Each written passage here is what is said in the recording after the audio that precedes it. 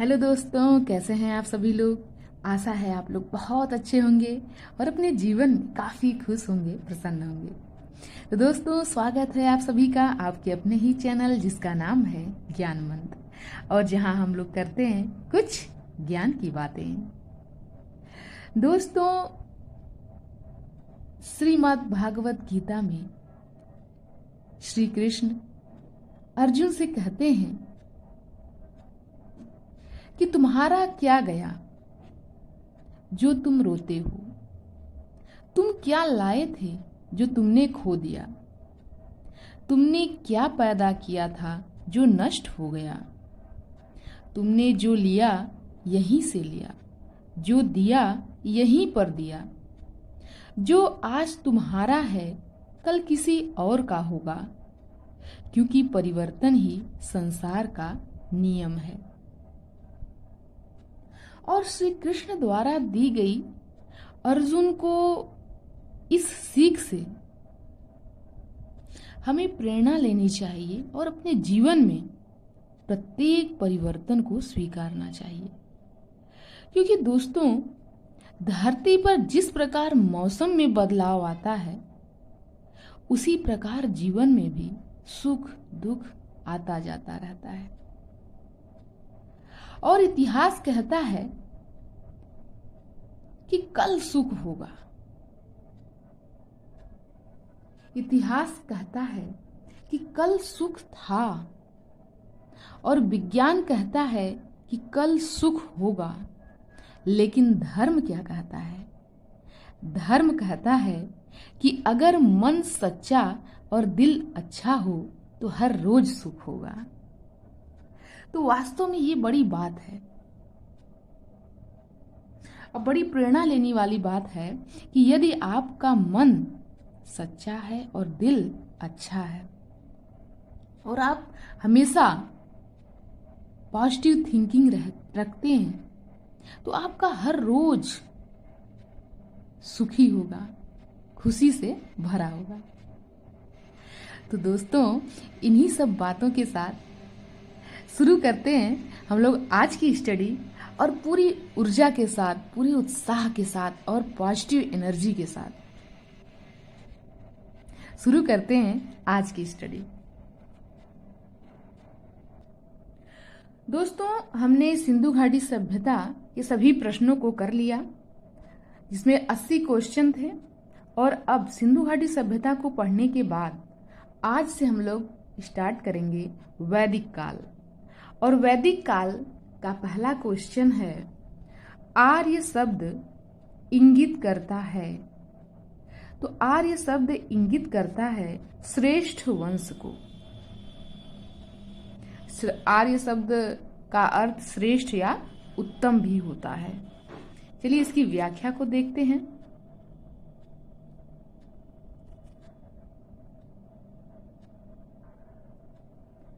आर्य प्राचीन भारत, यूरोपीय एवं प्राचीन ईरानी भाषा बोलने वालों के लिए प्रयुक्त शब्द है। वैदिक संस्कृति में आर्य शब्द श्रेष्ठ, शिष्ट अथवा सज्जन तथा नैतिक अर्थ में महाकुल, कुलीन, सभ्य, साधु आदि के लिए प्रयुक्त हुआ है। सायणाचार्य ने अपने ऋग्भाष्य में आर्य का अर्थ विज्ञ, यज्ञ का अनुष्ठाता, विज्ञ श्रोता, आदरणीय अथवा सर्वत्र गंतव्य, उत्तम वर्ष, मनु, कर्मयुक्त और कर्मानुष्ठान से श्रेष्ठ आदि बताया है। अतः आर्य संस्कृत भाषा का शब्द है जिसका शाब्दिक अर्थ श्रेष्ठ या कुलीन है। तो आर्य शब्द जो है इसके कई अर्थ हैं, श्रेष्ठ, कुलीन, उत्तम, श्रेष्ठ, ये सब जो है आर्य शब्द का अर्थ है। नेक्स्ट क्वेश्चन दिया है कि क्लासिकी संस्कृति में आर्य शब्द का अर्थ बताइए। तो वही क्वेश्चन है सेम। तो देखते हैं, विकल्प में दिया है ईश्वर में विश्वासी, एक वंशानुगत जाति, किसी विशेष धर्म में विश्वास रखने वाला, एक उत्तम व्यक्ति। तो हमने अभी पढ़ा कि श्रेष्ठ आर्य का अर्थ जो है वह उत्तम भी होता है। तो यहाँ पर इसका आंसर हो जाएगा एक उत्तम व्यक्ति। व्याख्या जो है तो हमने पढ़ ही ली है, फिर भी देख लेते हैं। क्लासिकी संस्कृति में आर्य शब्द का अर्थ है एक उत्तम व्यक्ति।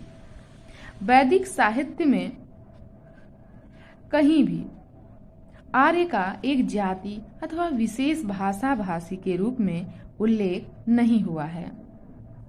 नेक्स्ट क्वेश्चन देखते हैं, क्वेश्चन नंबर 3। सबसे पुराना वेद कौन सा है? तो सबसे पुराना वेद ऋग्वेद है। ये सबको पता है कि वेद जो हैं वो 4 होते हैं, ऋग्वेद, यजुर्वेद, सामवेद और अथर्ववेद, जिसमें सबसे पुराना जो है वह ऋग्वेद है। व्याख्या सेम यही बातें दी हुई हैं, चारों वेद के बारे में दिया हुआ है और सबसे प्राचीन वेद ऋग्वेद को बताया गया है, इसी की चर्चा है। तो आगे बढ़ते हैं। क्वेश्चन नंबर 4 में क्या दिया हुआ है कि त्रयी नाम है। त्रयी किसे कहते हैं? तो त्रयी जो दिया हुआ है इसका अर्थ है 3 वेदों का नाम है। वो 3 वेद कौन कौन से हैं, ये महत्वपूर्ण बात है। तो व्याख्या में दिया हुआ है ऋग्वेद, यजुर्वेद, सामवेद को वेद त्रयी या त्रयी कहा जाता है, और अथर्ववेद जो है वो बाद में जुड़ा है, इसीलिए वह त्रयी के अंतर्गत नहीं है। नेक्स्ट क्वेश्चन, क्वेश्चन नंबर 5 दिया है कि किस वैदिक ग्रंथ में वर्ण शब्द का सर्वप्रथम नामोल्लेख मिलता है? वर्ण शब्द प्राचीन समय में वर्ण व्यवस्था थी, तो उस वर्ण व्यवस्था का जो वर्णन है ब्राह्मण, क्षत्रिय, वैश्य और शूद्र, इनका वर्णन हमें कहाँ मिलता है? तो इसका वर्णन ऋग्वेद में मिलता है। चलिए इसकी व्याख्या को देखते हैं। वर्ण शब्द का सर्वप्रथम उल्लेख ऋग्वेद में मिलता है। ऋग्वेद में वर्ण शब्द रंग के अर्थ में तथा कहीं कहीं व्यवसाय चयन के अर्थ में प्रयुक्त हुआ है।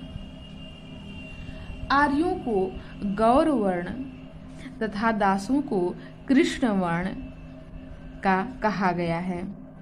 ऋग्वेद के 10वें मंडल के पुरुष सूक्त में, ये बहुत इंपॉर्टेंट है कि ऋग्वेद के 10वें मंडल के पुरुष सूक्त में सर्वप्रथम शूद्र शब्द मिलता है, और शूद्र शब्द तो मिलता ही है।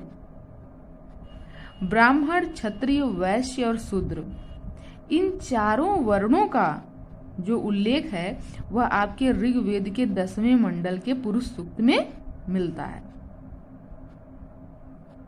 तो अगर क्वेश्चन आ जाए कि वर्ण जो है, वर्ण का सर्वप्रथम उल्लेख कहाँ हुआ है, तो ऋग्वेद में हुआ है।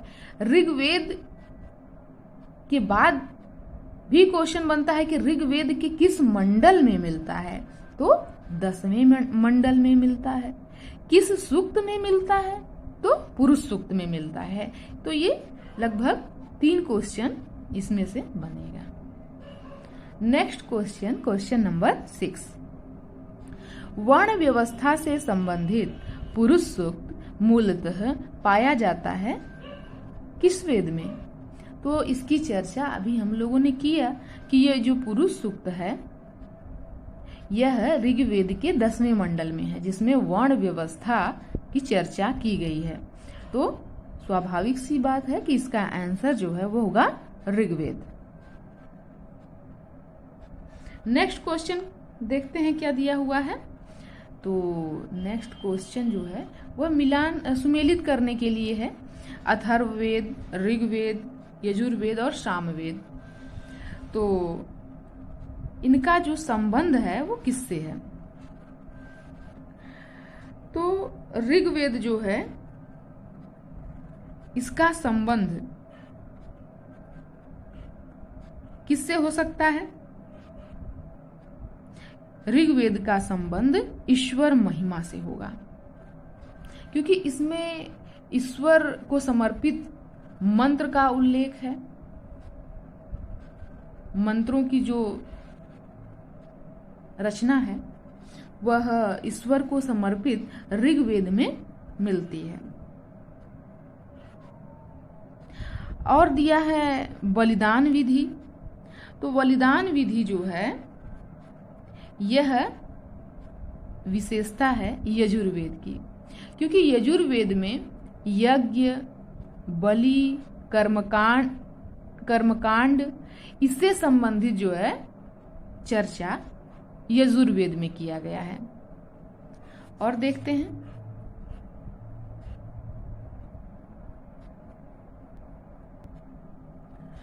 औषधियों से संबंधित जो चर्चा है वो हमें मिलती है अथर्ववेद में, और संगीत यह है सामवेद से संबंधित। तो ऋग्वेद ईश्वर महिमा, अथर्ववेद औषधि से संबंधित, यजुर्वेद बलिदान विधि और सामवेद संगीत। तो यह सुमेलित कर दिया गया और इसकी व्याख्या में भी सेम चीजें दी हुई हैं। चलिए देख लेते हैं। दिया है कि अथर्ववेद औषधियों से संबंधित है, ऋग्वेद में ईश्वर महिमा, देवताओं की स्तुति, यजुर्वेद में कर्मकांड एवं सामवेद में संगीत का विस्तृत उल्लेख है।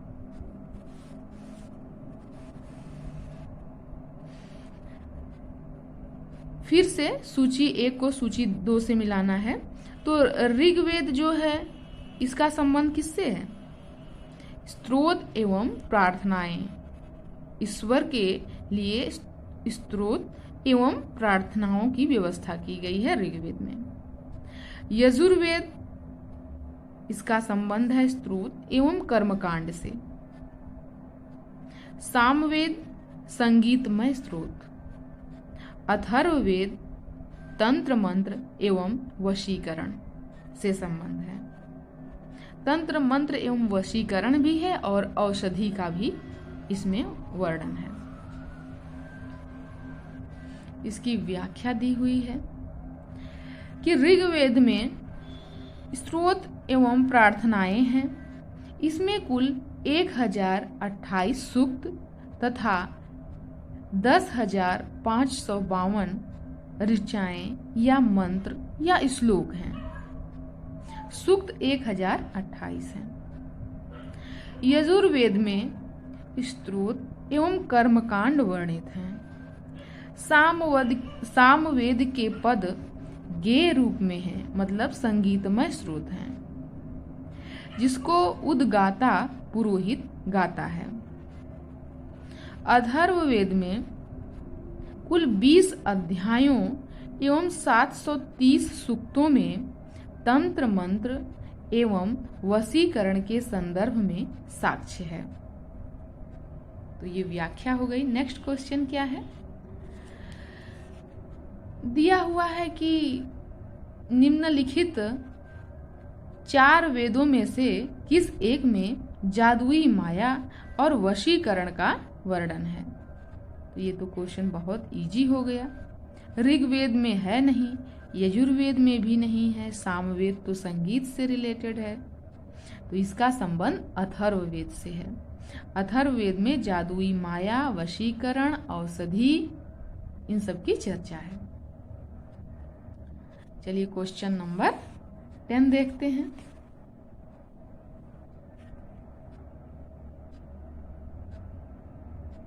ऋग्वेद में ऋचाएं हैं। कितनी ऋचाएं हैं ऋग्वेद में? अभी हम लोगों ने पढ़ा है।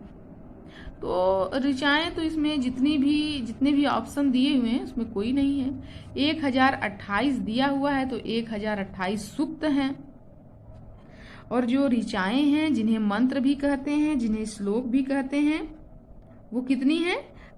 10,552। तो जो कि ऑप्शन में नहीं दिया हुआ, इसीलिए स्टार बना हुआ है। ऋग्वेद है, तो ऋग्वेद क्या है? ऋग्वेद स्तोत्रों का संकलन है। इसके बाद फिर से हमें क्या करना है? सुमेलित करना है। ऋग्वेद, अब जो है यहाँ पर ऋग्वेद के ब्राह्मण दिए हुए हैं। ऋग्वेद के ब्राह्मण हैं, सामवेद के, अथर्ववेद के, यजुर्वेद के, सभी के हैं। तो हमें सुमेलित करना है। ऋग्वेद का संबंध ऐतरेय ब्राह्मण से है।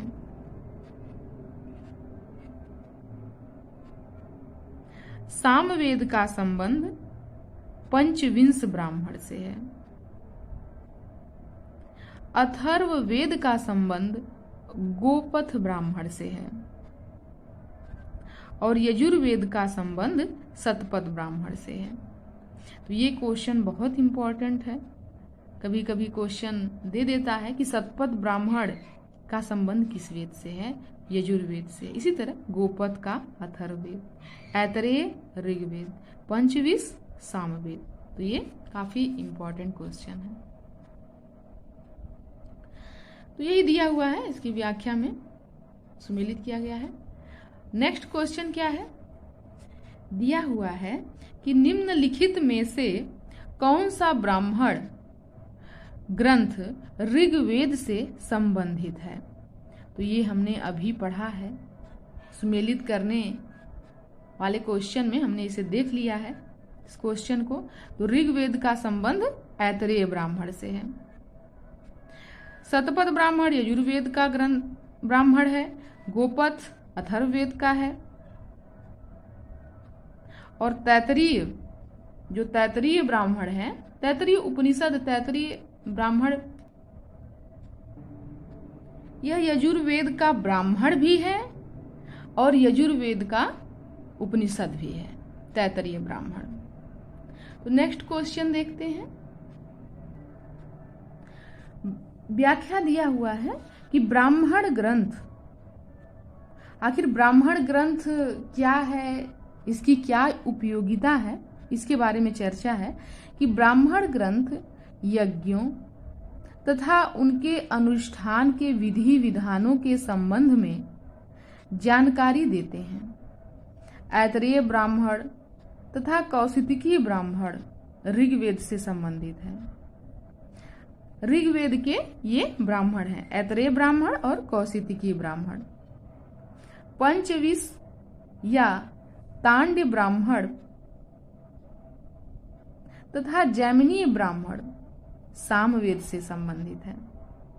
शतपथ ब्राह्मण यह यजुर्वेद से संबंधित है, जबकि गोपथ ब्राह्मण यह अथर्ववेद से संबंधित है। नेक्स्ट क्वेश्चन, गोपथ ब्राह्मण संबंधित है, तो बिल्कुल इजी क्वेश्चन हो गया ये। गोपथ ब्राह्मण संबंधित है अथर्ववेद से।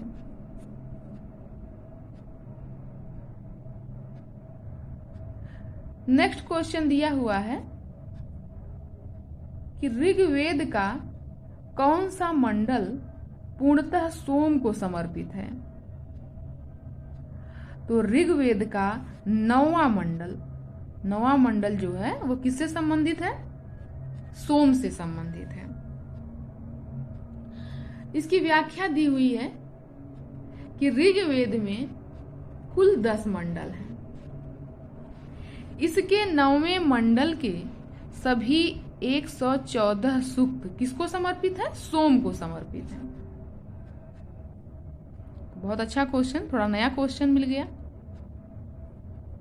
अब तक के क्वेश्चंस में ऋग्वेद संहिता का 9वां मंडल पूर्णतः किसको समर्पित है? तो ये क्वेश्चन अभी हम लोगों ने पढ़ा है। यह सोम और इस पेय पर नामाकृत देवता को समर्पित है।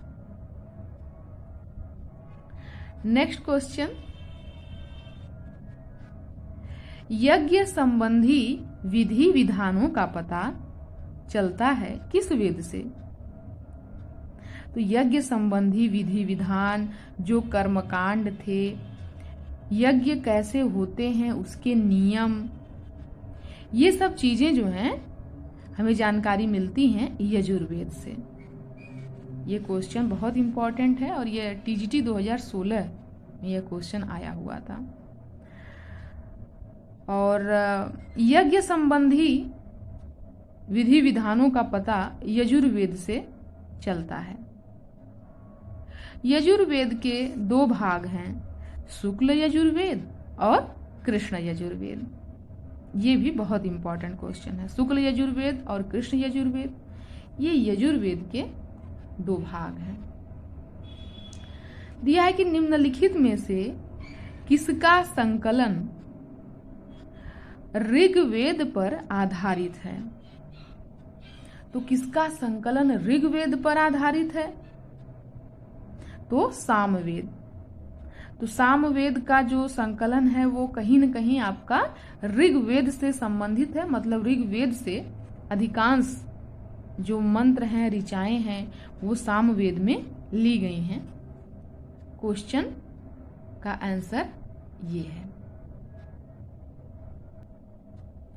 सामवेद में कुल 1875 मतलब 1875 ऋचाएं हैं, जिनमें से सामान्य मत के अनुसार 75, जबकि कुछ विद्वानों के अनुसार 99 को छोड़कर शेष सभी ऋग्वेद में भी उपलब्ध हैं।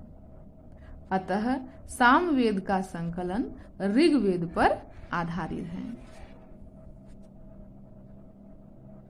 नेक्स्ट क्वेश्चन है कि भारत के किस स्थल की खुदाई से लौह धातु के प्रचलन के प्राचीनतम प्रमाण मिले हैं? तो लौह धातु के अवशेष जो है वो या फिर जो प्रमाण है वो मिला है अतरंजी खेड़ा से। इसकी व्याख्या देखते हैं और क्या जानकारी मिलती है इससे संबंधित।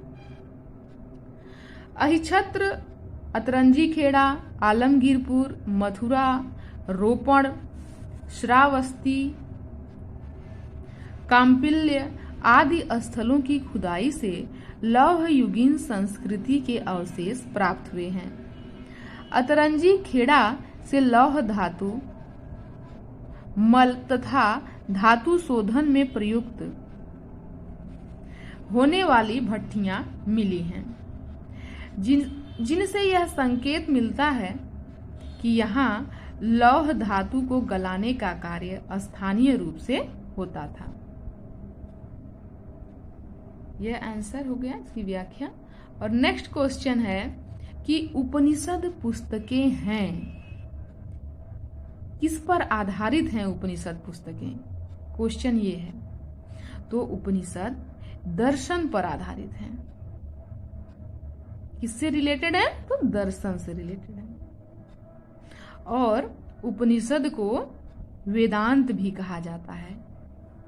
ये भी बहुत इंपॉर्टेंट है। इसकी व्याख्या में दिया हुआ है कि उपनिषद को वेदांत, वेद के अंत में जिसकी रचना हुई है, तो वेदांत भी कहते हैं। यह वेद के अंग भी हैं उपनिषद, और वेद को सरलता से पढ़ा जा सके इसलिए उपनिषद और ब्राह्मण की रचना की गई है। तो इस तरीके से हमने 20 क्वेश्चन पढ़ लिए और 20 क्वेश्चन डेली हम लोग पढ़ रहे हैं इस समय। तो काफी अच्छा लगा कि हम लोगों ने कुछ प्रश्नों पर चर्चा की और कुछ क्वेश्चन पढ़े, तो बहुत अच्छा रहा। दोस्तों, आशा है कि आप लोगों को भी अच्छा लगा होगा। तो मिलते हैं नेक्स्ट वीडियो में और आगे के क्वेश्चंस को लेकर, और वैदिक सभ्यता को इसी तरह हम लोग पूरी तरीके से कंप्लीट करेंगे। तो मिलते हैं अगली वीडियो में। धन्यवाद।